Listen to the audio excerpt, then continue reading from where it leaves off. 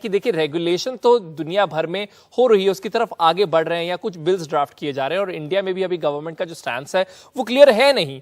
तो ऐसे में क्या इन देशों से कुछ सीखा जा सकता है या नहीं, और अगर नहीं तो क्या नए रूल्स या रेगुलेशंस हमारे देश में होने चाहिए? हमारे साथ दो मेहमान हैं, Preeti Khurana director of advocacy and regulation clear, दूसरी और हमारे साथ अजीत खुराना भी हैं, फाउंडर फ्लेक्सिकल। दोनों का बहुत बहुत स्वागत। सबसे पहले अजीत जी आपसे शुरुआत करते हैं कि आपको लगता है इन देशों से हम कुछ सीख सकते हैं? बहुत कुछ सीखना पॉसिबल है। सिंगापुर से हम सीख सकते हैं कि ग्राहक को किस तरह प्रोटेक्ट किया जाए। माइका जो यूरोपियन यूनियन का कानून है उससे हम सीख सकते हैं कि इन क्रिप्टो एसेट्स को क्लासिफाई किस तरह किया जाए, क्योंकि क्लासिफिकेशन में हम उलझते ही जा रहे हैं। और फाइनली हम अपने आप से सीख सकते हैं कि यदि हम दूसरे कितने ही प्रकार के एसेट्स को रेगुलेट करते हैं तो क्यों ना क्रिप्टो को भी उन्हीं एसेट्स की तरह रेगुलेट किया जाए। वहीं प्रीति जी आप बताइए कि क्या हम पिक कर सकते हैं आपके हिसाब से, जैसे हमने अभी मेंशन किया इससे पहले? देखिए, India one of the fastest growing markets है। यहाँ लोगों में बहुत इंटरेस्ट है, हमारी यंग जनरेशन बहुत टेक savvy है। तो इसलिए सरकार जब भी कोई भी नए नियम कानून बनाती है तो वो फियर से नहीं, भय से नहीं बनाने चाहिए, उनको थोड़ा सोच के बनाना चाहिए कि इससे देश का क्या फायदा होगा। अल्टीमेटली रेवेन्यू जनरेशन है, बट आपको ये भी देखना है कि आप बिजनेस को कैसे एनकरेज करेंगे। तो इस सेंस में अगर कंज्यूमर्स पॉइंट ऑफ व्यू से देखें तो टैक्स लॉज में डेफिनेटली कुछ एस्पेक्ट्स हैं जिन पे दोबारा नजर डाली जा सकती है। जैसे कि अभी अजीत जी ने भी बोला कि आप जो उसको एसेट की तरह क्वालिफाई करें, तो अगर आप सोचे कि काफी देशों ने इसको कैपिटल गेन्स की तरह ट्रीट किया है, तो अगर सेल करते हैं तो कैपिटल गेन हो जाता है, फिर उसमें टैक्स रेट्स भी थोड़े से लोअर है। यहाँ तो 30% प्लस सेस सरचार्ज वो सब अलग है, तो टैक्स रेट्स बहुत ज्यादा है। लॉस सेट ऑफ पे इतनी डिटेल क्लैरिटी नहीं है, और क्यों इतना टाइटली उसको रखा गया है लॉस सेट ऑफ को, इस पे रीलुक करना चाहिए। टीडीएस कंप्लायंस जो है वो बहुत ही मुश्किल है, एक्सचेंजेस हो या अगर आप डायरेक्ट ट्रेडिंग कर रहे हैं, एक्सचेंज के थ्रू नहीं कर रहे हैं, तो भी उस पर आपका ओनस आ सकता है टीडीएस का। तो ये सारी बातों को दोबारा से इन पर सोचना चाहिए। और एक और चीज मैं कहूंगी कि जब आप लॉस कैलकुलेट या गेन कैलकुलेट करते हैं तो एक कॉस्ट ऑफ एक्विजिशन अलाउड है, उसको हटा सकते हैं, बट उसमें अब क्या क्या इंक्लूडेड है, या तो हम वेट करें कि कोर्ट कचहरी में जाकर के ये मामले वहां सुलझेंगे और उसके बाद हमें समझ में आएगा कि एक्चुअली कॉस्ट ऑफ एक्विजिशन किसे माना जाए। बट ये बहुत सारी जगहों पे बहुत क्लियरली लिस्टेड है और इसके बारे में भी बहुत एक डीप थॉट होना चाहिए और आनी चाहिए। अजीत जी, लेकिन कुछ ऐसी चीजें भी हैं जो इंडिया स्पेसिफिक है, क्योंकि इंडिया की जनता इतनी ज्यादा है, टैक्स एवेजन के ऑलरेडी बहुत सारे केसेस हैं। जब हम दूसरी एसेट्स की बात करते हैं तो ऐसे में इंडिया स्पेसिफिक भी कुछ रेगुलेशन या स्पेसिफिक रूल्स होने चाहिए जो आपको क्या लगता है हो सकते हैं?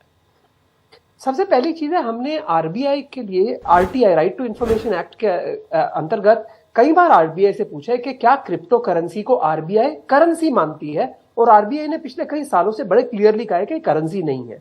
तो करेंसी ना होते हुए जो हमारा सबसे करेंसी रिलेटेड कानून है FEMA, foreign exchange management act, उसका क्या रवैया है क्रिप्टो करेंसी के संदर्भ में, ये जानना बहुत जरूरी है। क्योंकि होता ऐसे है कि केस शुरू होता है फेमा से और जाकर खत्म होता है पीएमएलए यानी prevention of money laundering act पर।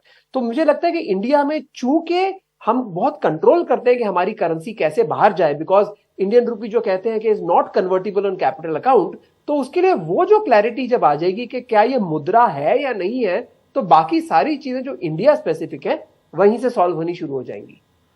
लेकिन कोई ऐसी एक कंट्री है जो आपको लगता है बहुत ही फ्रेंडली भी है? मुझे तो लगता है इस समय, वैसे पिछले 5-6 साल में देखें तो पहले एस्टोनिया था, उसके बाद माल्टा, माल्टा के बाद थोड़े 2-4 महीनों के लिए सिंगापुर, और ये बदलते रहते हैं। लेकिन इस समय विश्व की जो सबसे फ्रेंडली कंट्री है और जो इंपॉर्टेंट इकोनॉमी है वो है यूनाइटेड अरब एमिरेट्स, दुबई।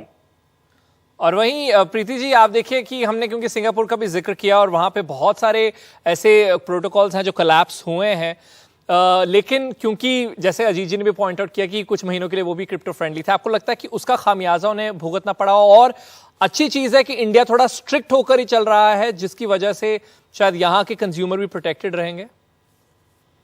देखिए, बिल्कुल लर्निंग सब देशों के लिए रहेगी। ये एक इवॉल्विंग स्पेस है, इसमें टैक्स लॉस किस तरह बनेंगे और जो ग्लोबल कोऑपरेशन की बात हो रही है वो किस तरह डेवलप होगा। अगर अभी आप बाकी तरह के टैक्सेस देखें, जो क्रॉस बॉर्डर टैक्सेशन होता है, वो अब जाकर के वो सॉर्ट आउट हो रहे हैं। मतलब इतने सालों में उनकी अंडरस्टैंडिंग बनी है, तो वो सब बनने में टाइम लगेगा, थोड़ा गिरेंगे, थोड़ा सीखेंगे, बट क्लैरिटी जो है वो आनी बहुत जरूरी है। लीगल है या इलीगल है, अभी तो टैक्स लॉज आए तो उस पर एक सवाल उठ गया कि इसको लीगल माना जाए या इलीगल माना जाए, और फिर ये क्लैरिफाई भी किया गवर्नमेंट ने कि हम इसको कोई लीगैलिटी नहीं दे रहे हैं। तो अब आरबीआई क्या सोचता है हमें पता है, बट इतने सारे जो लॉज हैं इंडिया में, अल्टीमेटली उनका क्या टेक है क्रिप्टो करेंसी पे, इसको डिफाइन करना बहुत जरूरी है, कॉन्फिडेंस से आगे बढ़ना बहुत जरूरी है। हमें खाली ये नहीं सोचना है कि कैसे इसको कर्व किया जाए, बट अगर आप देखिए वेब 3.0 में और क्रिप्टो वर्ल्ड में और सारा इन सब चीजों में इतना प्रोग्रेस और डेवलपमेंट हो रहा है, और इसका फ्यूचरिस्टिकली देश को इतना फायदा हो सकता है कि इस पर बहुत डीपली और जल्द डिसीजंस लेकर के इसको सोचना चाहिए कि किस तरह की पॉलिसीज बनाएं, किस तरह का अपने नियम बनाएं, बाकी देशों से क्या क्या हम यहाँ पर लेकर के आए, और थोड़ा गिरेंगे तो उसमें कोई दिक्कत नहीं है, आगे बढ़ेंगे। जी बहुत बहुत शुक्रिया आप दोनों का हमारे साथ जुड़ने के लिए। और प्रीति जी, आखिरी एक क्विक सवाल की कब तक आप रेगुलेशन देख रही हैं?